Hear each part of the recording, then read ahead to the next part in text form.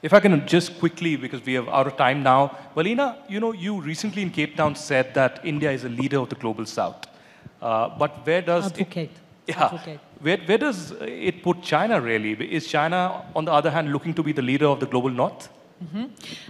Yes, what we are going to witness is a kind of a geoeconomic competition between China and India, and to some extent also Russia, because Russia has still the Soviet networks in many of these countries, in Latin America, in Africa, in Asia. And if you operate with my scenario, which is, as I said, Cold War 2.0, with a lot of hotspots as we speak, the number of military conflicts and war is the highest since the end of the Cold War, right? So you're going to have more of these hotspots, and of course, a lot of them, unfortunately, are going to happen in the global South. So there will be a dire need for more voices, for those who are voiceless.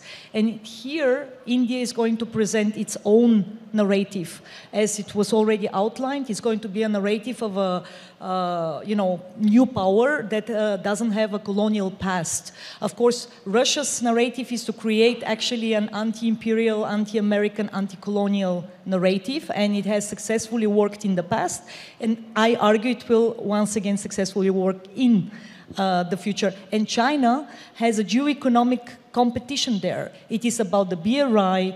A lot of these countries are, to some extent, indebted. And of course, it is about the Chinese, presence and the way how China actually understands geostrategy. So what we may see is, of course, a kind of a competition with obviously non-military means, about transport corridors, energy corridors, infrastructure projects, that kind of things. But more so, of course, we will see a bigger push for the G20 as, let's say, counter-narrative to the G7, because the G20 is all about development. So the power that will create a message on development, how development can be steered, let's say, bottom up, not just top down, because Chinese project is top down.